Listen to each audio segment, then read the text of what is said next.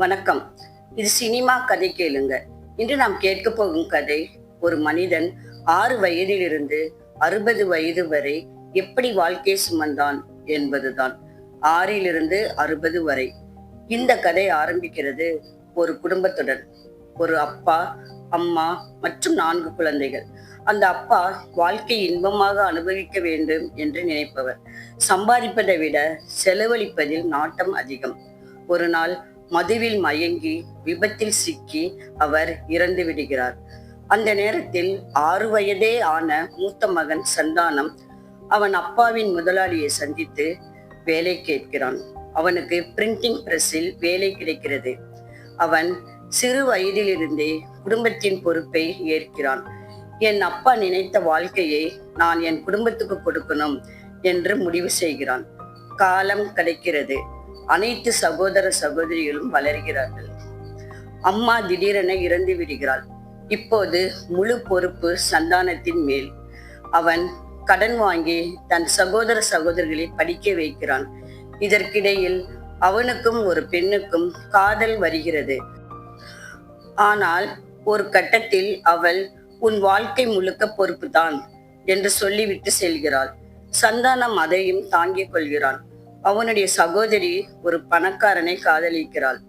சந்தானம் அவளுக்காக வரதட்சணை கொடுக்க முடிவு செய்கிறான். தம்பி அது தேவையில்லை என்று சொல்லியும் சந்தானம் அதை கேட்காமல் கடன் வாங்கி அந்த திருமணத்தை நடத்துகிறான். பணம் போதாமல் தரகரின் தந்திரமான ஆலோசனையின்படி லக்ஷ்மி என்ற பெண்ணை பணம் கிடைக்கும் என்று நினைத்து நம்பி திருமணம் செய்கிறான். ஆனால் அது தரகர் கூறிய ஒரு பொய் என்று அவனுக்கு தெரிய வருகிறது. இன்னும் கடனில் மூழ்குகிறான். ஒரு பரிசு பொருளுடன் தன் தங்கையை சந்திக்க சந்தானமும் அவன் மனைவியும் செல்கின்றனர். தங்கை, இதுதான் உன் கிஃப்டா என்று சொல்லி அவனை அவமானப்படுத்துகிறாள். அவன் மனசு உடைந்து போகிறது. இந்நேரத்தில் தம்பி நல்ல வேலை வாங்கினாலும் அவனுக்கு உதவவில்லை. நீயே உன் பிரச்சனையை உருவாக்கினாய் என்று சொல்லிவிட்டு செல்கிறான். சந்தானம் முழுமையாக தனியாகிறான். வேலை கூட இழக்கிறான். வீடு விட்டு வெளியேறி சிறு குடிசையில் வாழ ஆரம்பிக்கிறான். அவனும் அவனுடைய மனைவி லக்ஷ்மியும் கஷ்டப்பட்டு வேலை செய்து வாழ்க்கையை நடத்துகிறார்கள். அந்த நேரத்தில் சந்தானத்திற்கு எழுத வேண்டும் என்ற ஆசை வருகிறது. அவன் ஒரு நாவல் எழுதுகிறான். அவன் நண்பன் அழகப்பன் அதை வெளியிட உதவுகிறான். அந்த புத்தகம் வெற்றி பெறுகிறது. ஆனால் அந்த சந்தோஷம் நீடிக்கவில்லை. ஒரு நாள் லக்ஷ்மி வெளியே சென்றிருக்கும் போது வீட்டில் தீ விபத்து. அவள் தன் குழந்தைகளை காப்பாற்றி கடுமையாக காயமடைந்து இறந்து விடுகிறாள். அவள் சந்தானத்திடம் சொல்லிக்கொள்ளாமல் எடுத்திருந்த இன்சூரன்ஸ் மூலம் பணம் கிடைக்கிறது. அதன் பிறகு அவன் வாழ்க்கை மாறுகிறது. அவன் ஒரு பிரபல எழுத்தாளராக மாறுகிறான். நண்பன் அழகப்பனுடன் ஒரு பத்திரிகை ஆரம்பிக்கிறான்.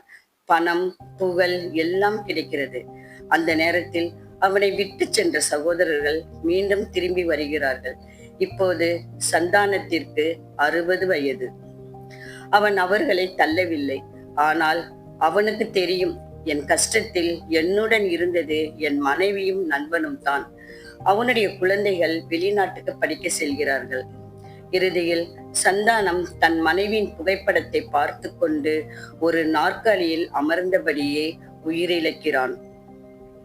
6லிருந்து 60 வரை.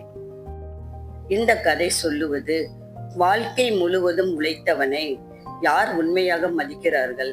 கஷ்டத்தில் இருந்தவர்தான் நிஜமான உறவு.